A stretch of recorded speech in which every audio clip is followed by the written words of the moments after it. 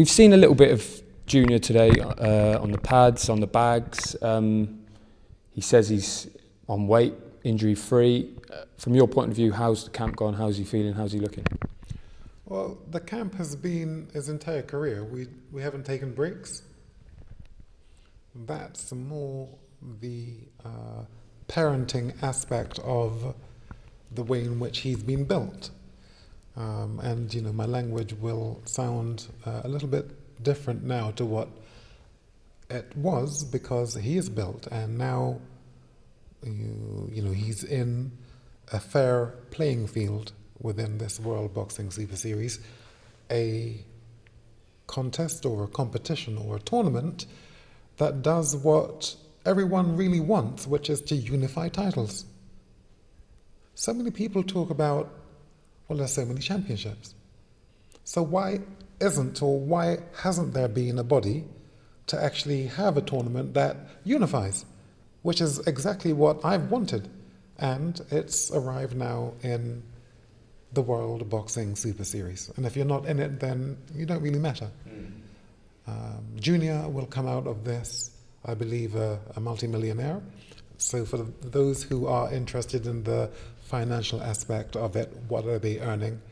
He'll be a multi-millionaire at the end of the 3 fights. He'll have up to 3 belts, the WBC Diamond, his IBO, and the WBA. I'm not tempting fate. I'm talking about, I suppose, a subject matter of which I am clear. I'm clear in this subject matter because I've done it. And the point I made to you before about the fact that I have parented him. He hasn't been trained. You know, the guys who do the training, they don't give the prerequisites needed to actually be a champion of genuine worth, which is what I believe Junior is. Strike that. I know him to be it. Only it's not proven yet. Okay, the IBO, people may say this and that about it. They can say that. Now we have a fair playing field because of this World Boxing Super Series. Yeah, there was a time, and still I'm willing to go back to this particular time when fights were 80% in their favor, 20% in ours. That to me was fair. With this World Boxing Super Series, it's 50-50. You know, there aren't any obstacles in our way, in his way. And so what I pointed out earlier to one of the reporters is the fact that I'm asking the referees, protect my son, but also protect my son's opponents. If I put it to you that way, then it's not bravado. It doesn't sound like I'm trying to be controversial. Protect my son. But the same way in which you would protect my son, protect my son's opponents. Can I just pick you up on that point? Because the thing that we've heard and we've seen so far with Avni Yildirim, Mr. Robot, is that he keeps coming forward. Relentless guy, pours forward. Your son's had great success against Spike O'Sullivan, Chudinov, these styles of fighters, and Nick Blackwell as well. And in that fight, obviously, we know what happened to Nick, and that was perhaps as a result of the referee's decision not to stop the fight earlier. Avni Yildirim is in a similar sort of style, come forward fighter. So is he in danger in this fight? Is it important the referee keeps an eye on that, just given that style, given what's happened in the past to Chris's opponent? Well, I suppose you've just put it all into perspective. That's why I say, in my view, because of my past experience in boxing, Avni is in danger. Because of that style? Not only because of the style. They are all in danger. That is George Groves, Callum Smith. They're not the caliber that Junior is. They just aren't. These guys are fit. These guys have been listening to and they've been trained by trainers. They haven't been parented by a fighter who was fierce and fiercely loyal to the art and craft of what the code is in boxing.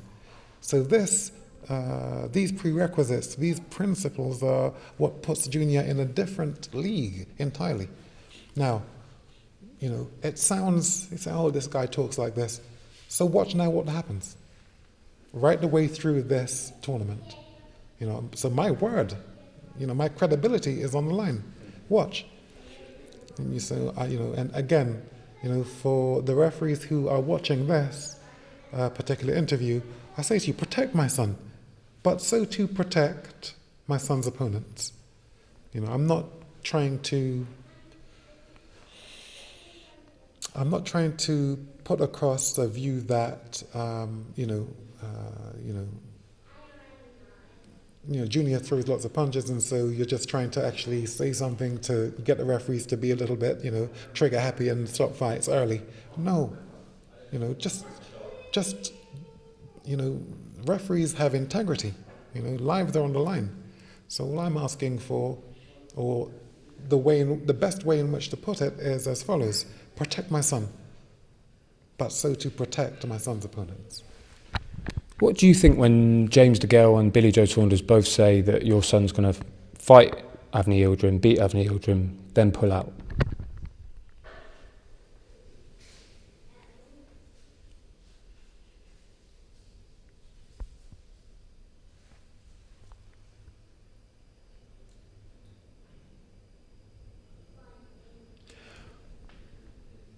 When somebody speaks nonsense, you only have to go back and look at past interviews to hear the nonsense. And, nonsense is what maybe, a 7-year-old has no experience of or no knowledge of life and think that they can say anything and it doesn't matter. It matters.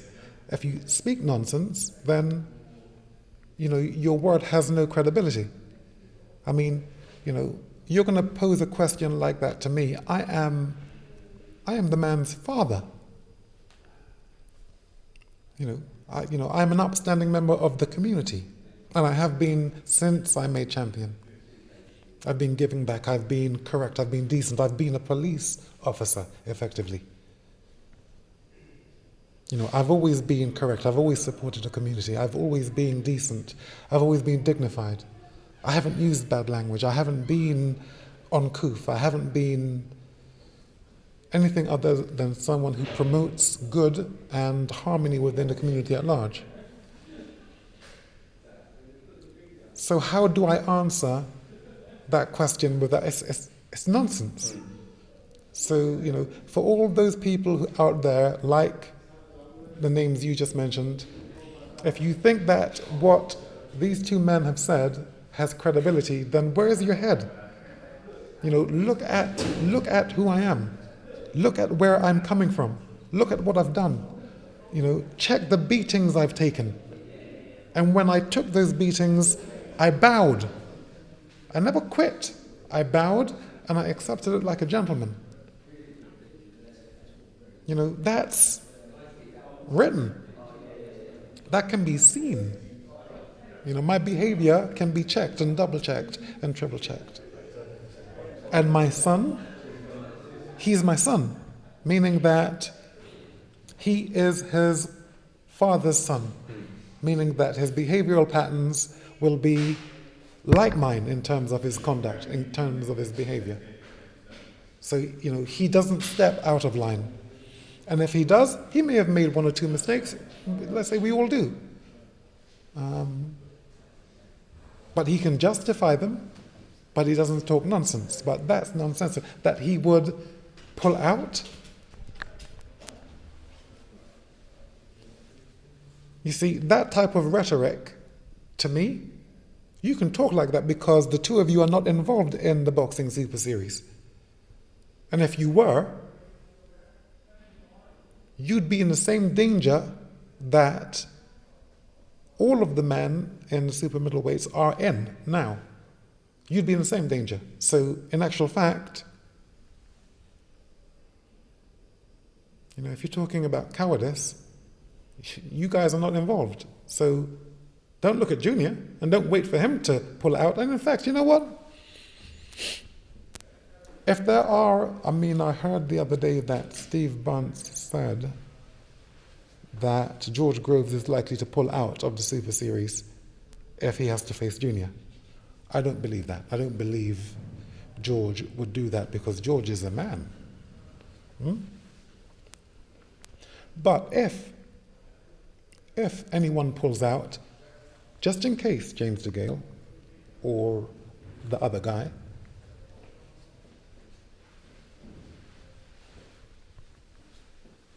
be ready to step in and come into this tournament, just in case anyone pulls out.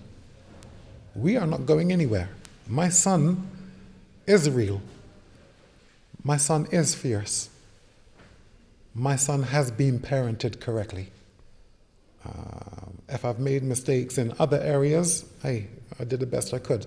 But I didn't make any mistakes in this boxing here. Not the boxing. In this area, I have savant-like skill sets. Watch me. Just one final one away from your son's fight, and going back a couple of weeks to Canelo Triple G. I know you rate Canelo very highly. It was a draw, some controversy on the scorecards. How did you see it? What was your take on the whole scoring situation? Now, if I told you that, that would actually take light off of Chris Eubank Jr. That I won't do. No. After the fight, then we can talk about other things. We should leave on the note of the Warriors, and simply said, strength and honor. That's where we live.